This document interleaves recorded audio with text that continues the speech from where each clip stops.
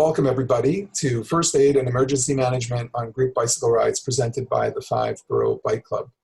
I'm Alan Friedman, the president of the Bike Club, and as many of you know, the club is on hiatus during the pandemic. In an abundance of caution and based on sort of the legal realities around hosting group rides, we can't sanction them at this time, but we are working on a plan to reopen along with the state as the state reopens. So stay tuned and you can check out the latest details are all available at 5bbc.org. But today what we thought is, since we have noticed that people are riding out there on their own and in small groups, that we would ask Dr. Jim Zisfein, who is a leader in the club and is also advising the group that's working from the board and leadership community on how we would reopen when we do,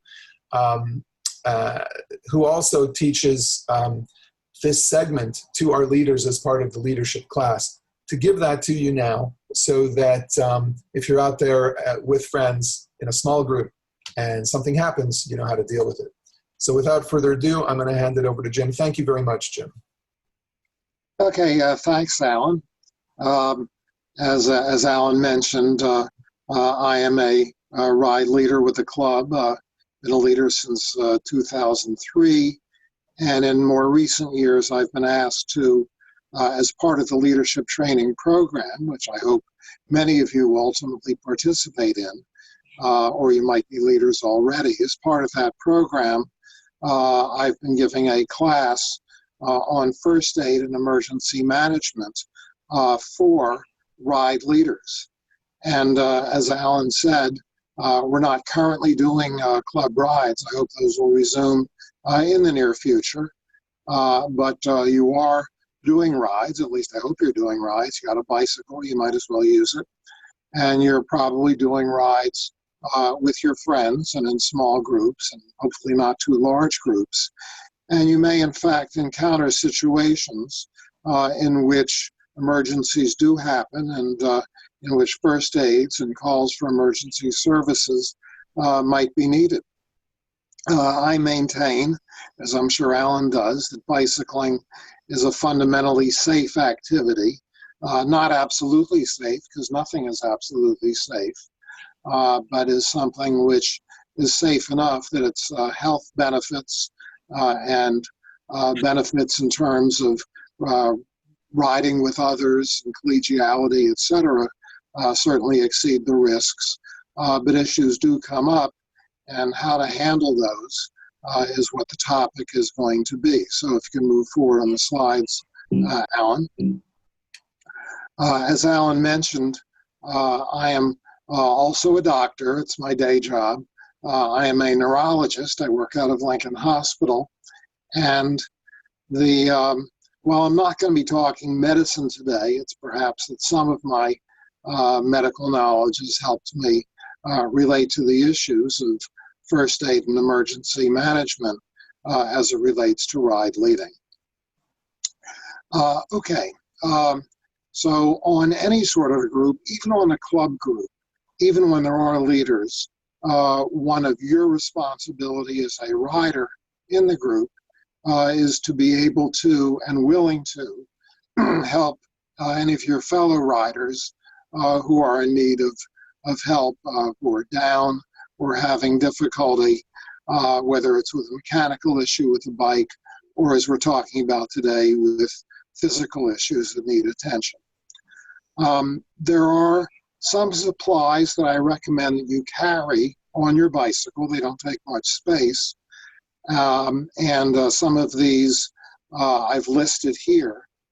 Antiseptic pads, and let's see if I can show this. This may appear on you. These are wet ones. These are benzalkonium pads.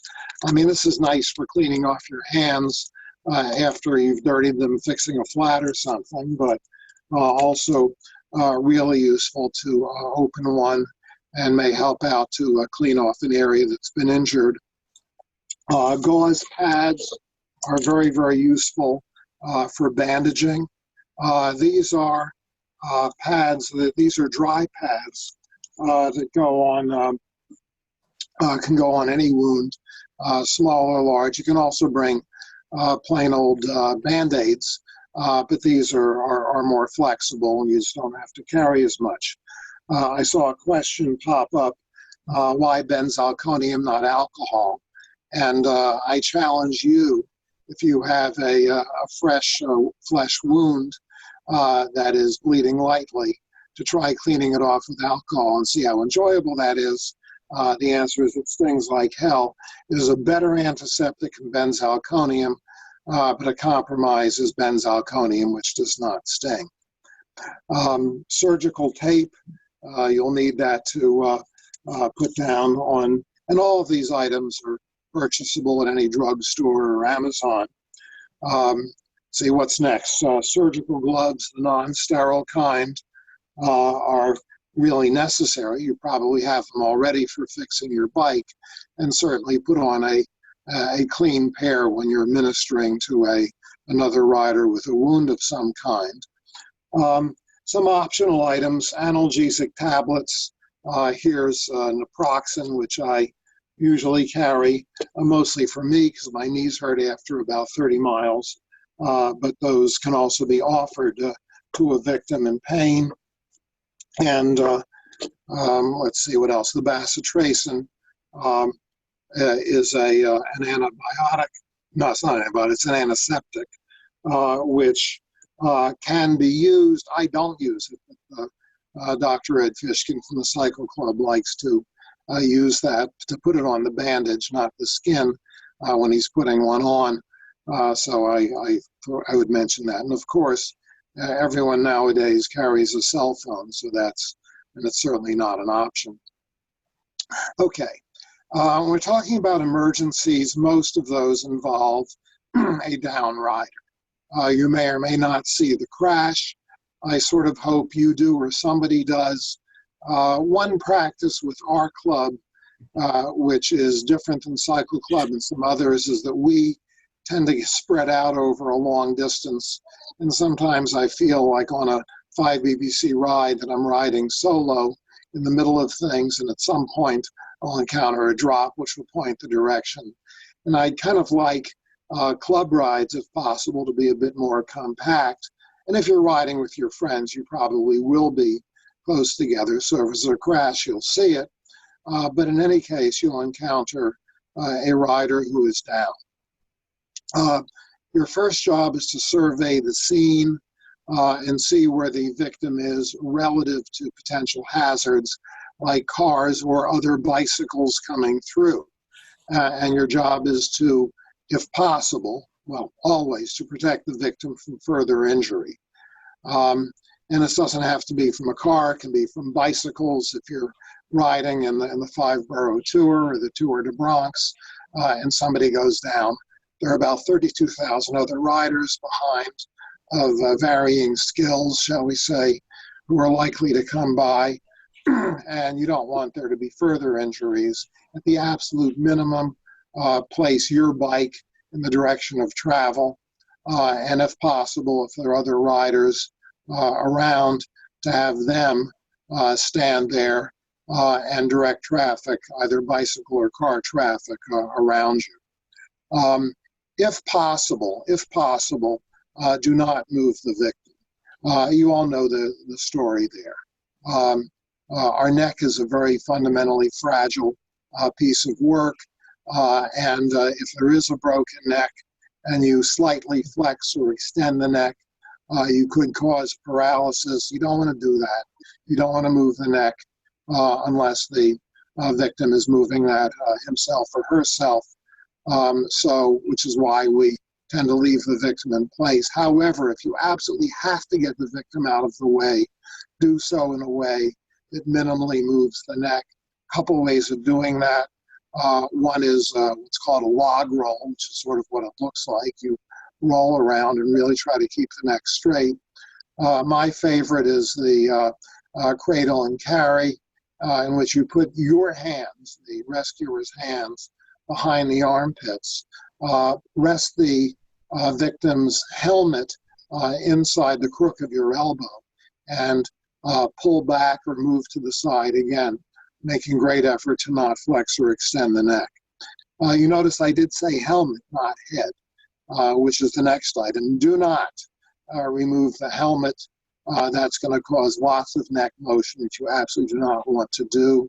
There's no need to do so. If the victim is not getting it himself or herself, don't feed or water the victim. And sometimes if you're in a larger crowd, lots of people gather around, placing them in potential harm's way. So make sure the people who are around who need to be around, but nobody else.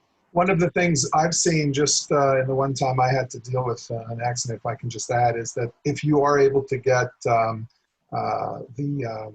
police in the neighborhood, they usually they will bring an ambulance, fire truck, and they'll block the area. So it's good to get help when you can. But I think you're going to talk about 911 in a moment. So.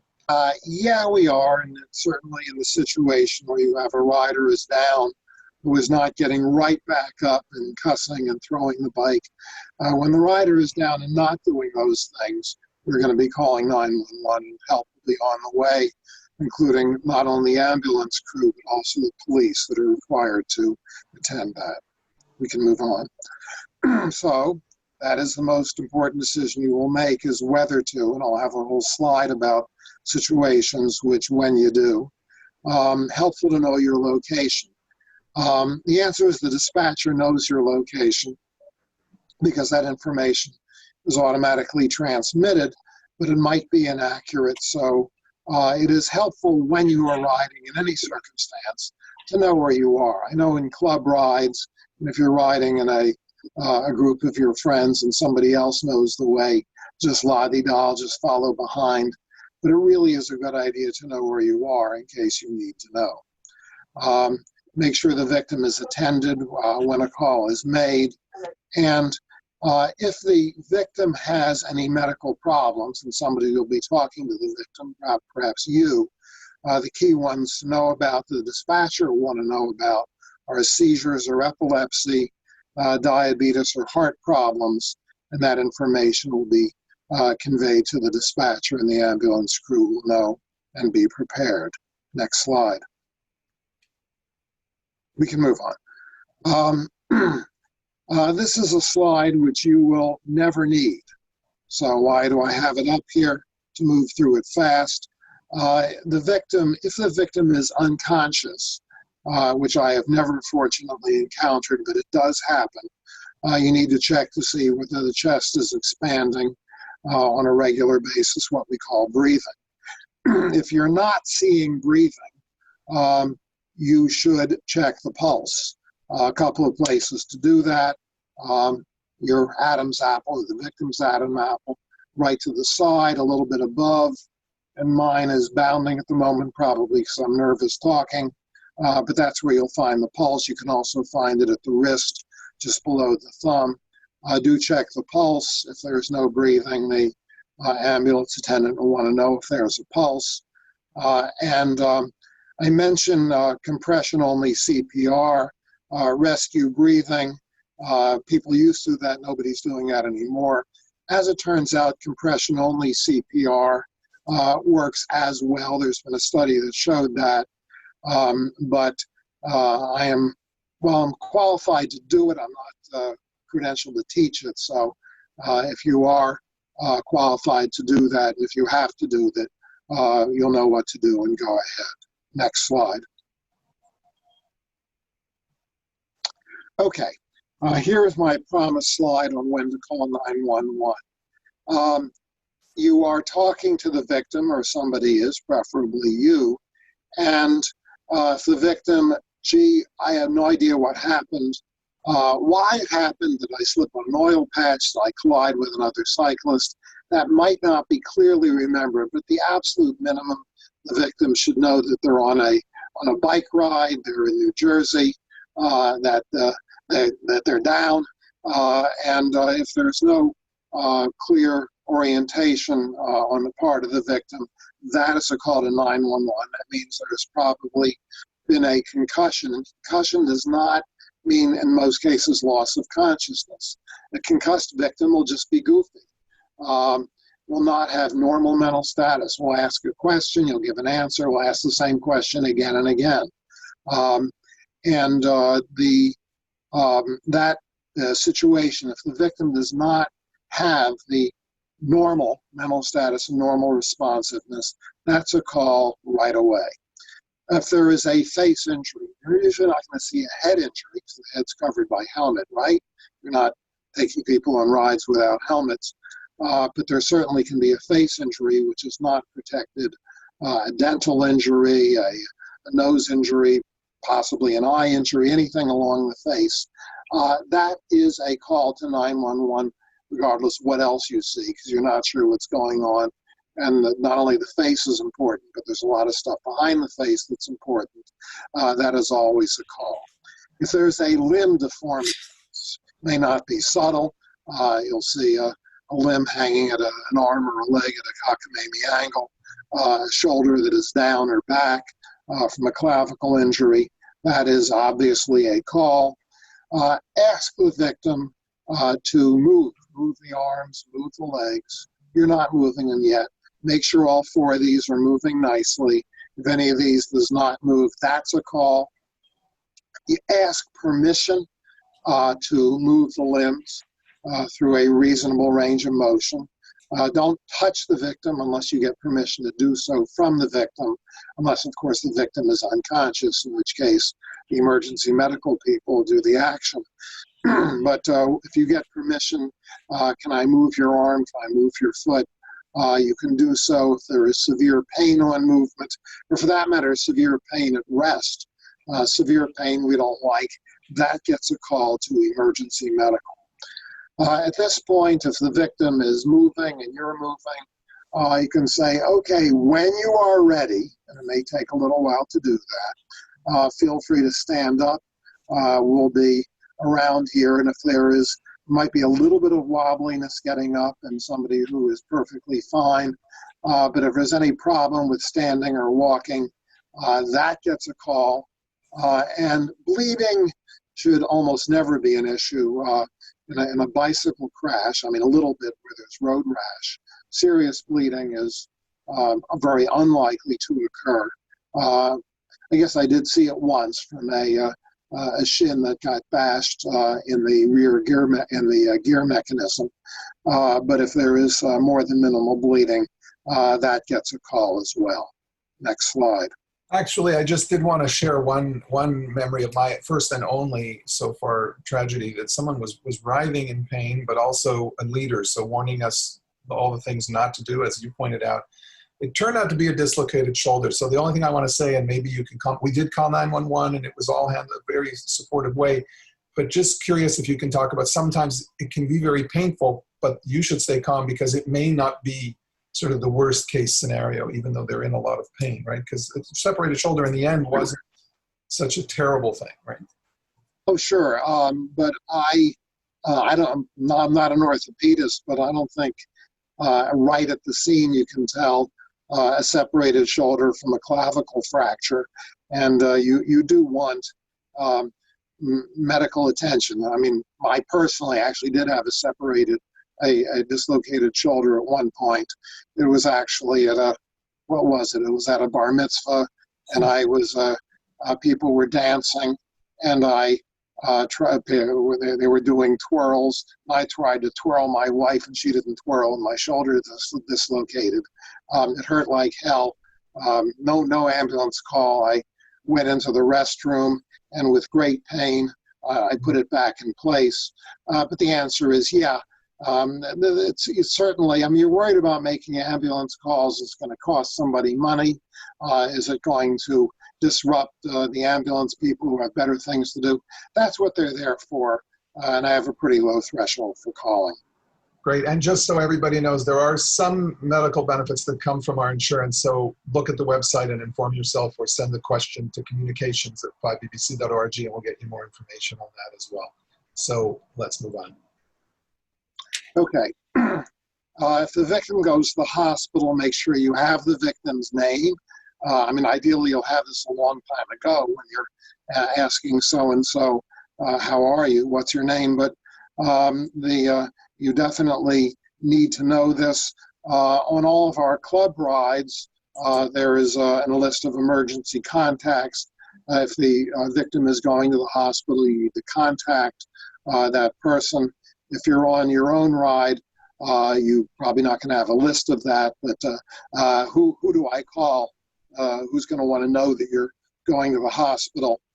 You will ask the ambulance crew what hospital you're going to, and you will ask the police, who will be there at the scene also, who are going to be taking the bike to the precinct, where the precinct is, or what the number is of the precinct. So all of that can be reconciled later. On a club ride, we have incident reports. Certainly anybody who goes to the hospital needs an incident report. And I would say, and Alan can chime in on this, that incident reports are pretty easy to fill out. And the worst that happens is you fill one out unnecessarily. And I would say any ride in which there is a crash, in which the victim does not continue riding, even if the victim gets home by ways otherwise than ambulance, should get an incident report. You agree, Alan? Yeah, I would say I also found in that one incident that I had to deal with that having it on me was something that helped me get some structure into how I was going to make sure I remembered what I had to gather and do. So I actually opened it up and started as soon as there was, luckily the rest of the ride, I was asleep and the rest of the riders came back. So I had a team that was off to the side, as you pointed out, but able to help me with things. But I found it helpful to keep that incident report and keep it in mind because it gives you a little bit of structure. And then it's done really by the time they're on their way to the hospital. And they will potentially, the people who come, the EMTs, the police officers may want to know some of these details. So good to kind of have them, especially if you're waiting for a little while. So I found it helpful, and it's something that's very readily available to leaders in the club. And frankly, there's no reason why we couldn't make it available to non-leaders, unless someone will tell me later, perhaps there is. But again, you can always write to us if you're interested in seeing some of these artifacts. Go ahead, Jim. Yeah, you could even, if we make this available to everybody in the club, just something to carry along in sort of a cheat sheet for what information should you be getting is probably not a bad, even if you're not actually filling it out. Okay, we've been talking a lot about ambulances and going to hospitals and serious stuff. And so we're going to back off a little bit with the less serious injuries, those which do not require going to a hospital. But some of them will require getting the victim home, even if the victim is not going to be pedaling back. And there are various ways of doing it. I've listed some of these: taxi cab, Uber or Lyft or whatever taxis in the area. I used to carry lists way back when of Rockland Taxi and Dutchess County Taxi and other places I would ride. All I do now is I have Lyft on my phone and I call that. But the answer is taxi.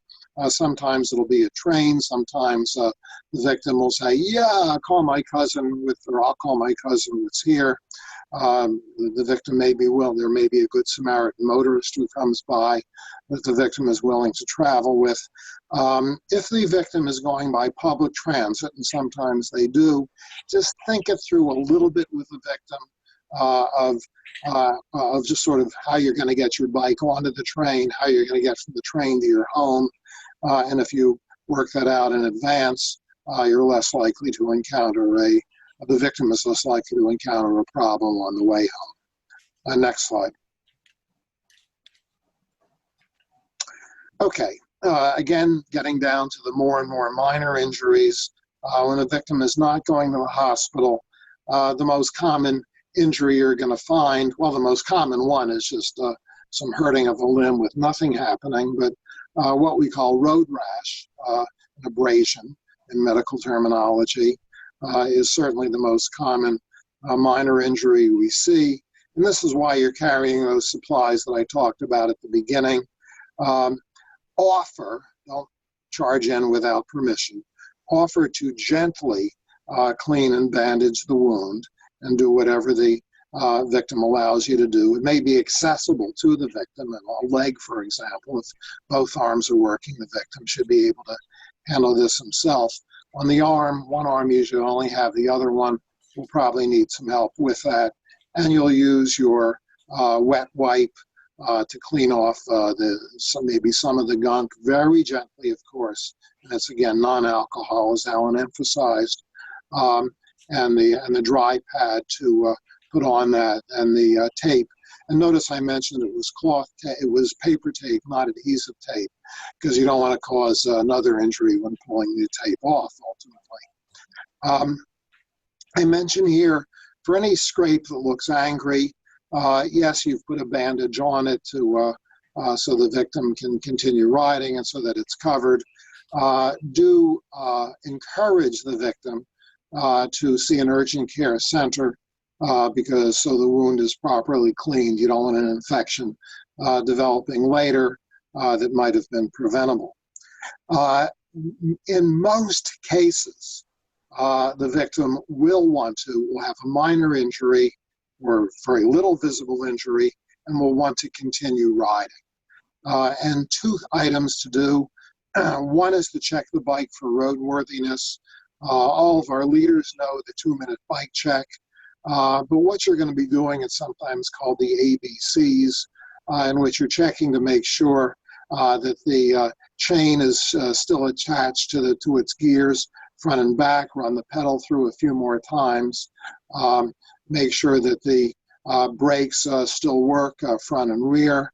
On one crash, I was two actually within the last couple of weeks. The handlebar was turned sideways relative to the front wheel because of a loose headset. You want to check on that.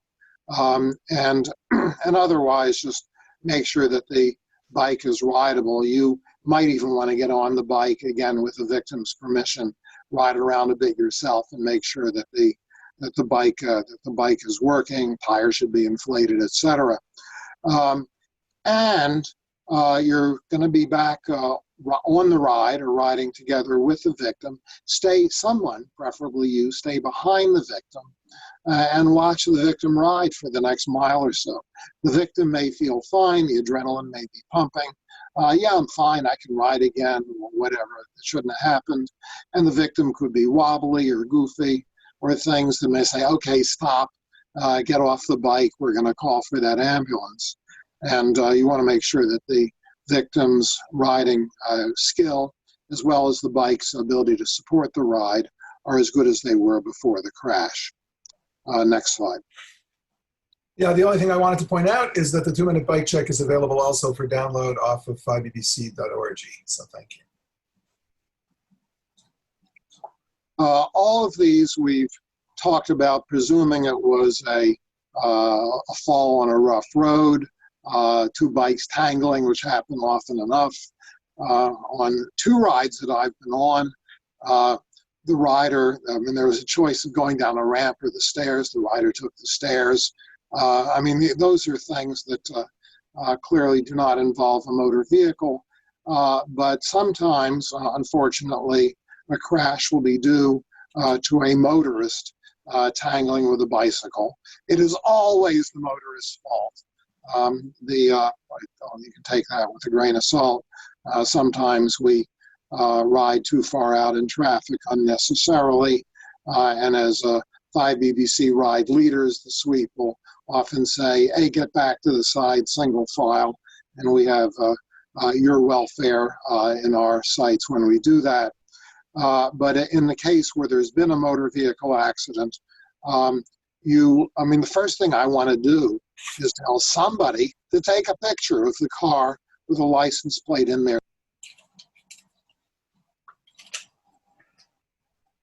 You okay? Call in, but there do exist drive-offs, and we want to, what we call hit and run is probably the best term for that.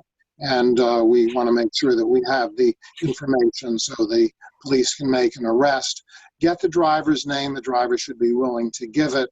And tell the driver, we've called an ambulance.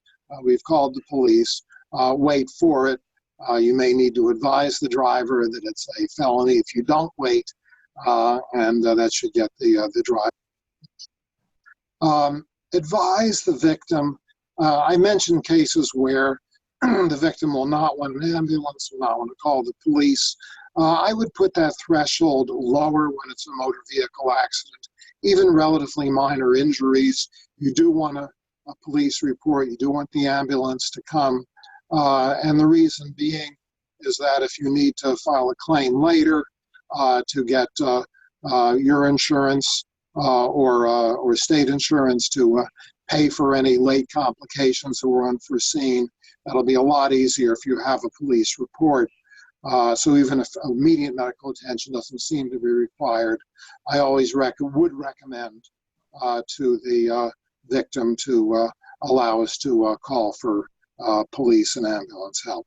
So actually, Jim, at this point, what I'd like to do is just remind people that we do send out generally a weekly communication that you can sign up for on our website for free. And within that, there are two sponsors who are lawyers who are available, two sponsors of the club, Flansig and also Vaccaro and White. And so it's really important that you do this, that you also take pause. I would recommend you look at both of their websites, which have, and they have a lot of marketing giveaways that they have that are reminders for you to maybe carry on yourself to do these things at the moment. And especially if the victim is like, I'm fine, I'm fine, I'm fine, you know, and they just want to move on. These are important things to give pause and do, because later on, if something develops or they realize, wow, I was in something and I wish I had done this, you can be the presence of mind that reminds them to gather it up. So just wanted to throw that in, and we're on to the next journey. Yeah, Steve Vaccaro is one of our long-term ride leaders, as well as an excellent lawyer who specializes in personal injuries, particularly involving bicycles. And if there is an issue, which God forbid you need a lawyer, that's certainly, and Steve is not paying me for saying this, he's a wonderful person and a friend as well. Some last slides, we're almost done. Some special circumstances, if there's a dental injury and there's a tooth that's come out of the mouth or a part thereof, save a part of it in water. It helps it to be reattached better by the dentist. Nosebleeds will not likely be caused by a bike crash, but certainly could occur spontaneously. And I don't know where the idea that you should have the victim lean back. That's exactly what you don't want to do, since you won't see where the blood is going or how much of it there is. The right position is the head up. That'll hopefully decrease bleeding by gravity. Slightly forwards when any blood comes out, and pinch not the base of the top of the nostrils, basically as far back as you can get. You don't have to do that. The victim will do that for 5 minutes or so, and then release and see if bleeding has stopped. In circumstances where there's massive bleeding and it doesn't stop, that could be an ambulance call also, but that'll very, very rarely ever happen. Choking also will not occur while riding a bike, but we do stop for lunch, and someone might aspirate something while eating lunch too fast. And the way of recognizing that somebody is joking is that speech becomes very difficult to impossible. Breathing becomes difficult to impossible. The universal sign is hands, usually both of them, clutched to the throat. I don't know, people seem to do that involuntarily, so recognize that. You've undoubtedly all heard of the Heimlich maneuver, which you don't have to be an expert in to do it. You've all seen it illustrated. It is two hands to the abdomen, usually just above the belly button. And if you can get behind the victim is sitting, that's the ideal position. If the victim is supine, that works well there too. It's a rapid thrust in, and usually certainly if you're in front of the victim is supine, you're pushing down, that piece of food will probably hit you in the face. Next slide, if I have one, if that's it. Oh, one more slide. Heat exhaustion does occur on club rides, and it actually, it happened to me personally on a kids ride club ride, another group that I ride with a bunch of wonderful 10, 11, and 12-year-olds. And this happened 2 years ago. I was riding in Queens on a day we should not have been out. It was about 98 degrees, comparable humidity. It's the high humidity days that are a problem. And I am riding back from our destination in the heat of the afternoon. And I am feeling my chest pounding rapidly, boom, boom, boom. And my head is pounding at the same rate that my chest is. And I'm feeling very dizzy and I'm feeling kind of wobbly. And okay, I know what's happening. I am developing heat exhaustion. And there's a van behind us. And can I get in? No, because it's all full of kids and the other volunteers. Okay, they got in before I did. Fortunately, one of the riders who lives in Queens pointed us to a playground, which was like a block or two ahead, got me under a sprinkler and insisted that I stay there. That was Steve Bauman, by the way. Got me under there. I stayed there for about 5 minutes and felt much better. That's the best thing you can do. Get water on the victim, into shade.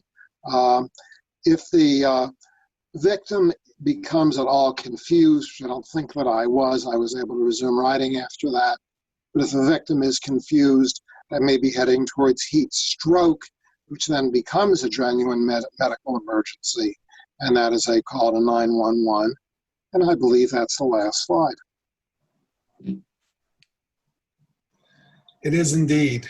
So thank you everyone for your attention. I would like to just ask you a couple things. Actually, the first thing I want to do is remind everybody, that we have these masks. And I don't know to the extent that if I stop sharing, it'll just be you and me. And I just want to remind everybody that every club member who's a member is entitled to one of these free of charge. I see, Jim, you haven't received yours yet in the mail. No, I haven't gotten it. I checked my mail. It's on its way. I believe I mailed yours.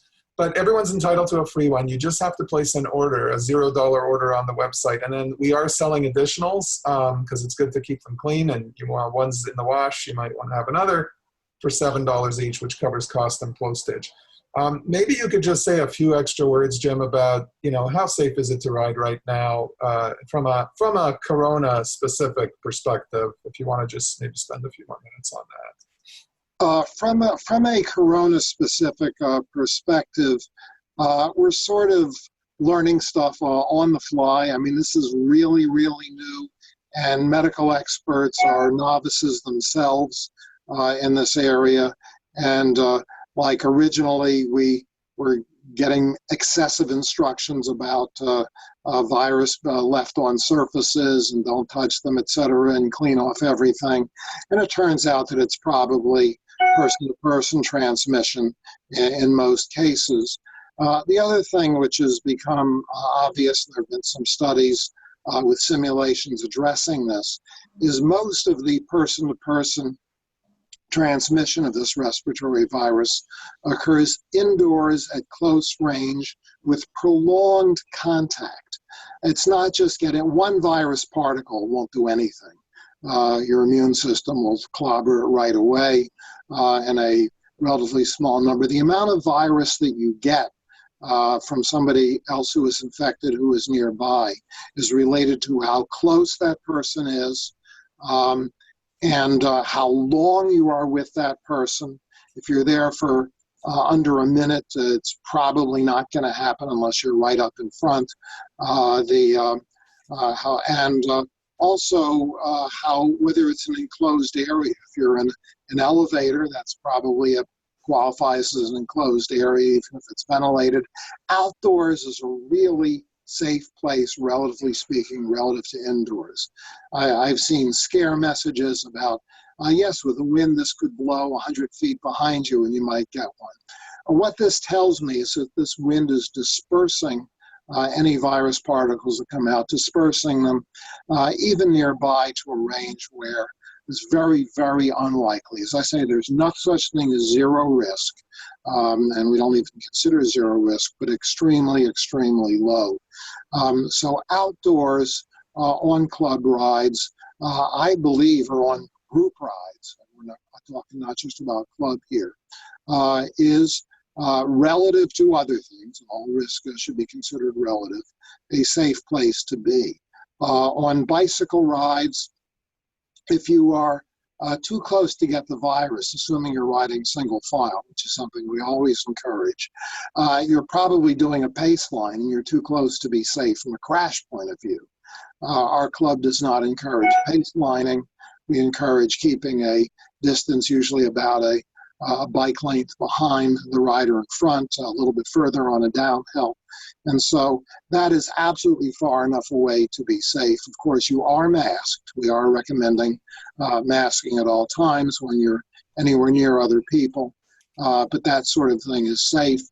Sometimes you will need to or want to pass another rider, in which case you'll be closer than 6 feet, but that's for a few seconds while you're passing. And so just go ahead and do it. I certainly believe it's a safe maneuver. And of course, if you're on a bike path, there will be other riders passing in the other direction. They'll probably be closer than 6 feet. Don't worry about it.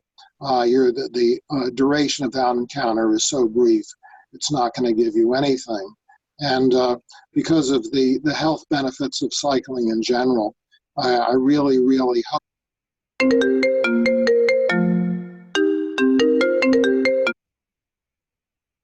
that government and leaders in health allow us to get back to safe group riding and get back soon. Great, thank you. And so we are, as I mentioned earlier, we have a team of people that are working, and Jim is part of that team, on looking at when it will be safe for us to, safe and I'll say prudent, because as Jim says right now, from a medical perspective, the odds are probably 1 in the hundreds of millions, if you will, the chance that you're going to pass somebody and in that instant while you're riding by, you're going to catch particles is very small. But for those of you who don't even want that 1 in a billion, if I can call it that chance, there's an abundance of caution. But we will publish guidelines based on the guidelines we see out there, and we're also scanning what others are doing. So there's a great cycling community here in the New York area. There's a lot of cooperation between the clubs and the organizations, advocacy and otherwise. So with that, I really want to thank you, Jim, because this is a great session you just gave. It's now recorded for posterity, and really you always show up whenever we have a medical question. You always show up as a leader in the club, and it's really appreciated. So thank you very much, and everybody ride safe and stay healthy.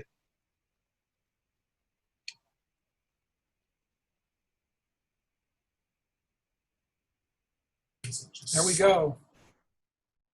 Thank you, Jim. Jim, have you been following all the questions? Can you hear me, Jim? Oh, you're on mute, Jim.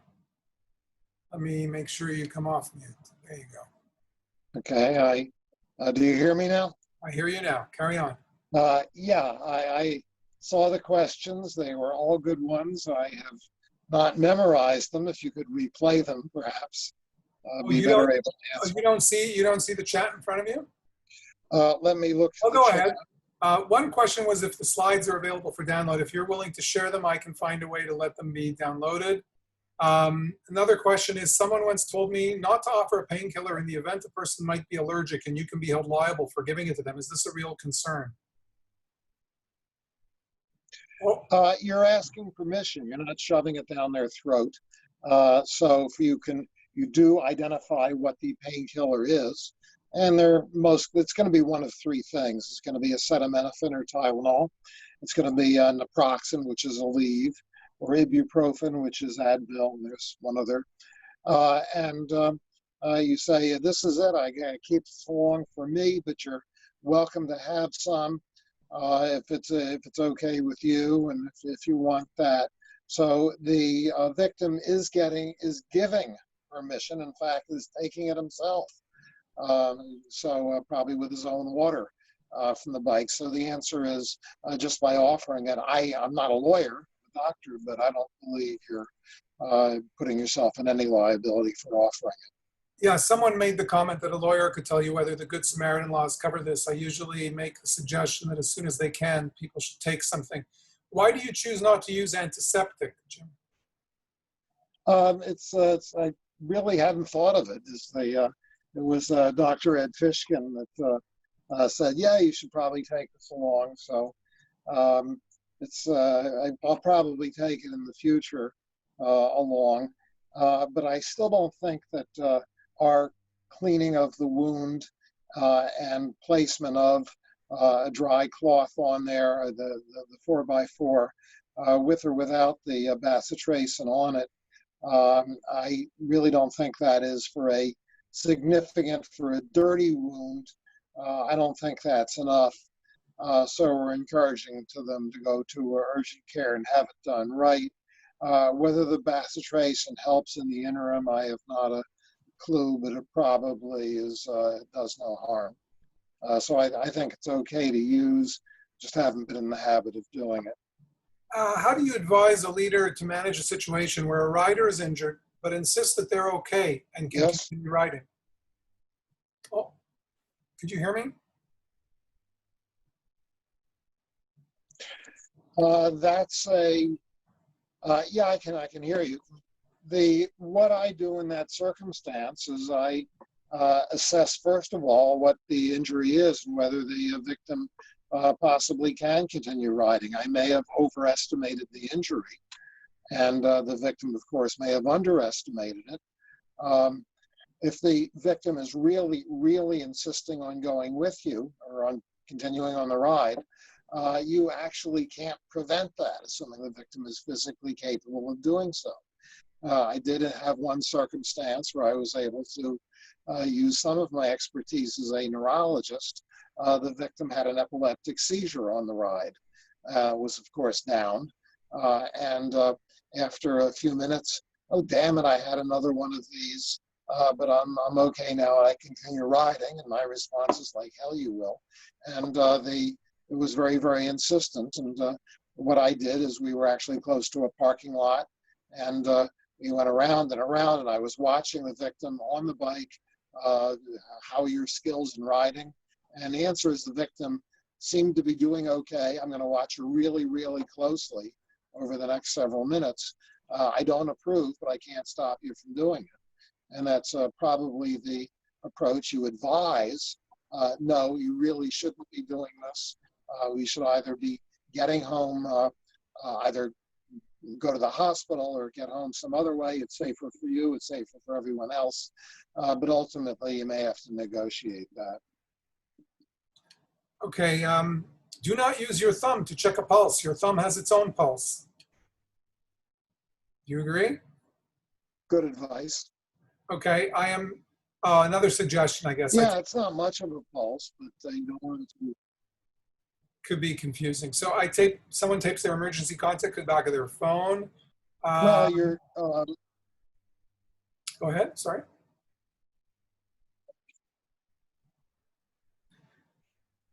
Jim? Yeah, okay, I'm looking at that. Okay, this is your thoughts applying pressure to the wound to stop bleeding before the EMTs arrive, or possibly tourniquets. Yowie, this is not something which is really likely to occur on a bicycle ride, since wounds just are ordinarily not that deep. Although I did happen to encounter one in which the leg hit the gear, and it was more of a bleeding. The answer is pressure on the wound. Obviously, you're wearing a glove. You can put one of the sterile 4x4s underneath and press on the wound. That should almost certainly stop the bleeding. If it's to the level of a tourniquet, God help both of you. But I mean, if you have a real gusher, applying a tourniquet, it's not going to cause loss of the limb in the few minutes before the EMTs arrive. Okay, any thoughts on elevated heart rates while riding while masked? Hadn't really thought about that one. Riding while masked will possibly increase your CO2 levels, since there will be CO2 buildup inside the mask. I honestly don't know whether that elevates your heart rate. It might a little bit as your heart tries to compensate and get that CO2 back to the lungs.